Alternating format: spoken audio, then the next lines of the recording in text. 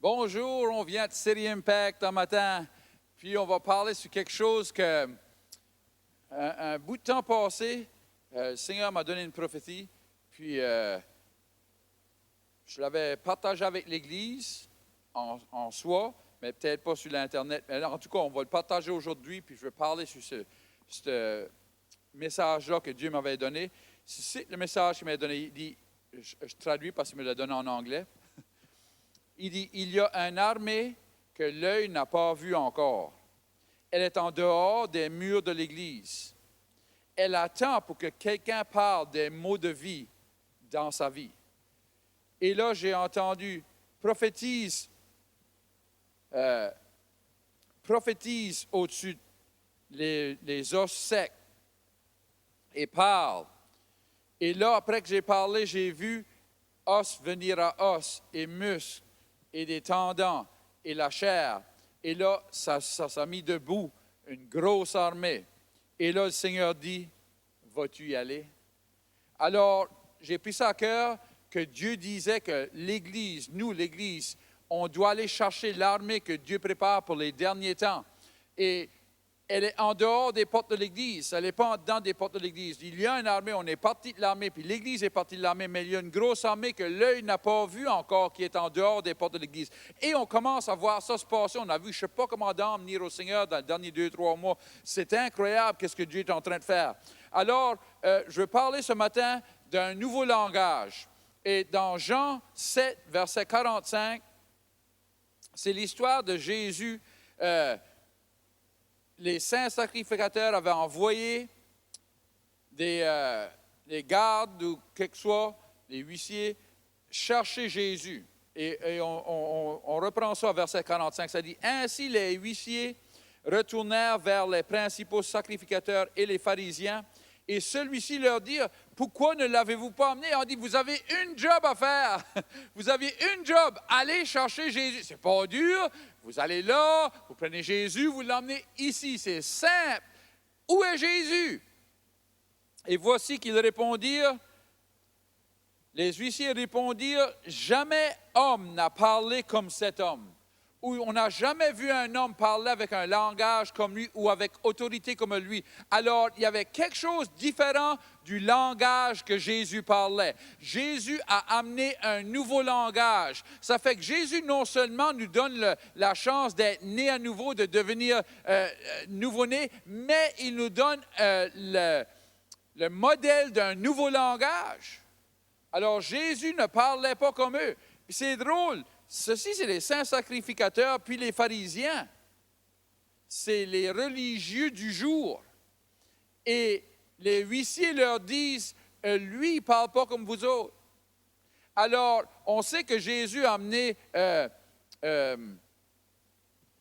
nouveau prêtre. Il a amené le Nouveau Testament. Il a amené les nouveaux commandements. Mais il a aussi amené un nouveau langage. On sait qu'il a amené un nouvel amour. Avant que Jésus vienne, l'amour agapé n'avait jamais été distribué. On n'avait jamais vu cette sorte d'amour. Alors, Jésus a amené beaucoup de nouvelles choses quand il est venu sur la terre qui venaient d'un autre pays ou d'un autre royaume. Et parti du royaume, il avait un nouveau langage, gloire à Dieu. Alors, Jésus ne parlait pas comme les pharisiens, et ne parlait pas comme les saints sacrificateurs, mais il parlait avec autorité. Quand il parlait, les choses changeaient. Tandis que les pharisiens et les saints sacrificateurs, ils disaient la même chose de nouveau et de nouveau et de nouveau et de nouveau, et rien ne changeait.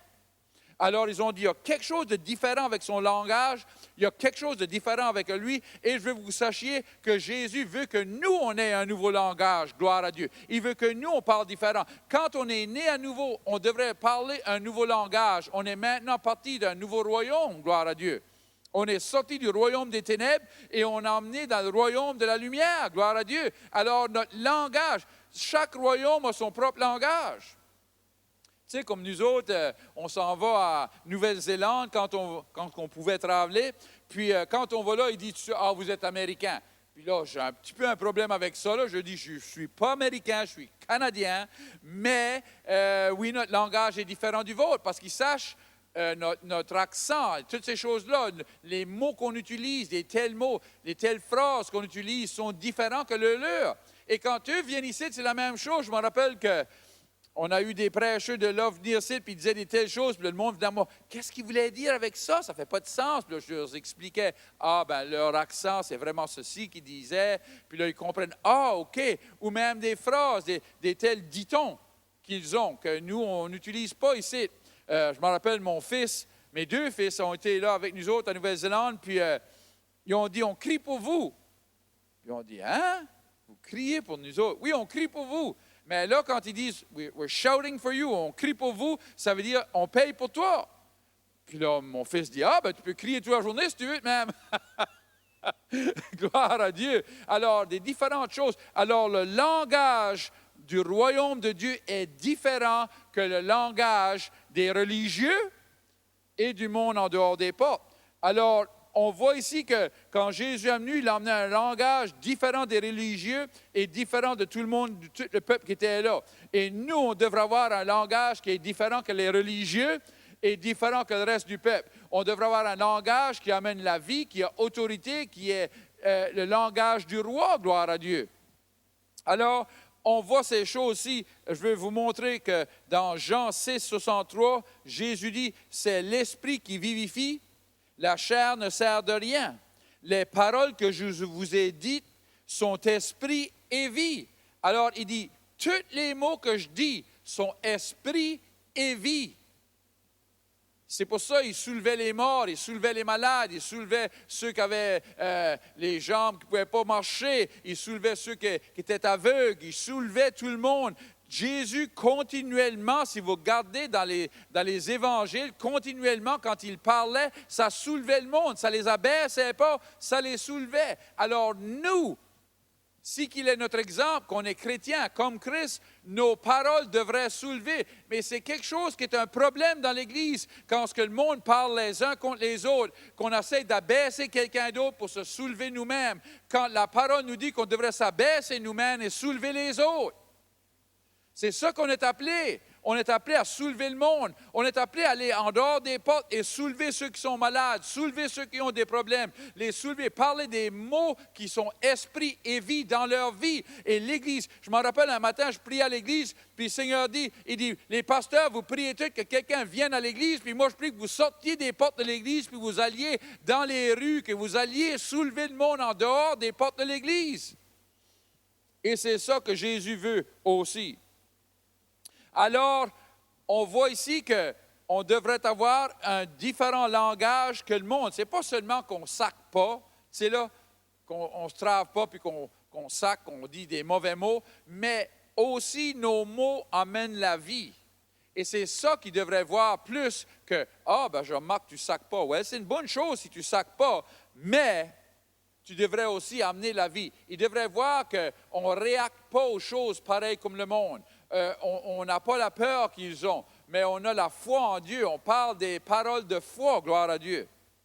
Je vais vous dire quelque chose. Cette semaine, je priais, puis le Seigneur, j'ai eu des lampes, l'interprétation des lampes, puis dans le milieu de ça, il m'a dit, je vais vous donner une nouvelle langue.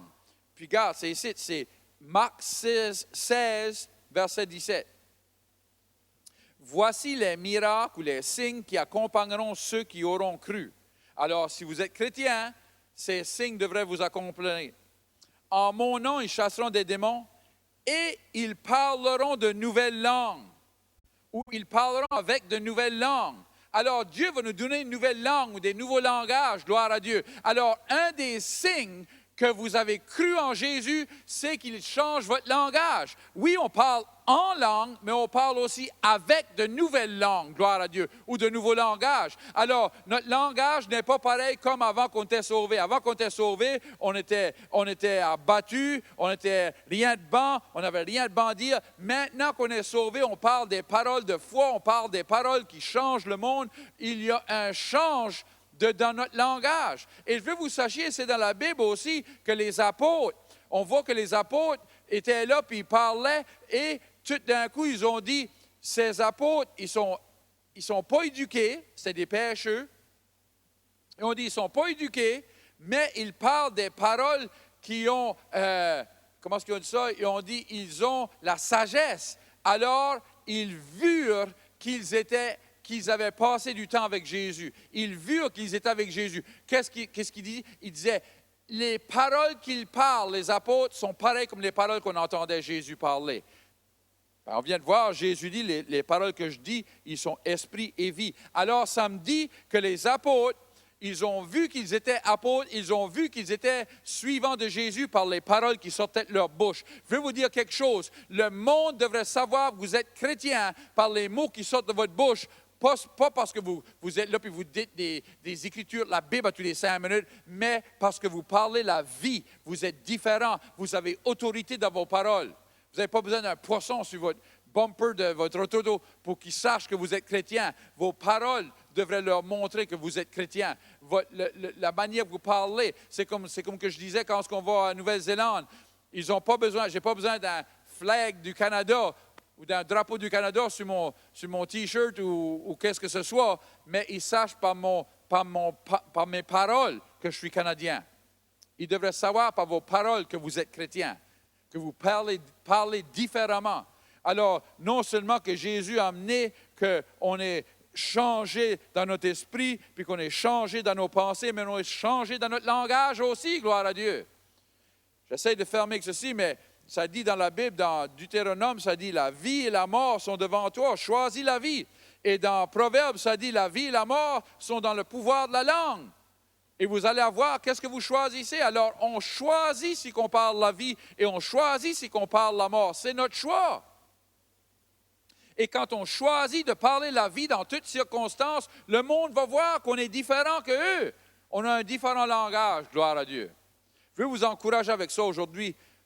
Laissez le monde voir que vous parlez différent qu'eux. Et ils vont voir Jésus au travers de vos langages. Alléluia!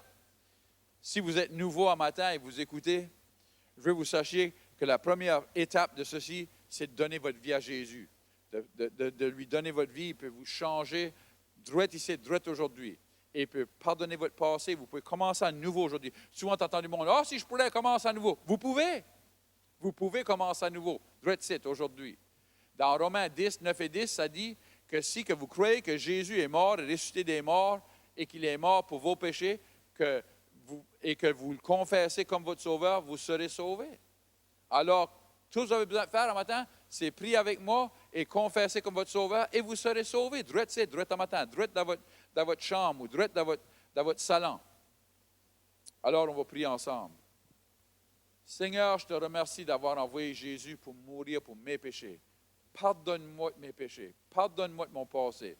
De ce jour ici, je vais te suivre, Seigneur, avec toute ma vie. Dans le nom de Jésus. Amen. Vous avez prié cette prière. Vous êtes maintenant partie du royaume de Dieu. Félicitations. Si vous n'avez pas d'église ou que vous êtes à la région de Moncton, venez nous voir. On est ici 9h et 11h. 9h, il n'y a pas d'école du dimanche, mais 11h, il y a l'école du dimanche pour les enfants, si vous avez des enfants. Mais venez nous voir. Que Dieu vous bénisse.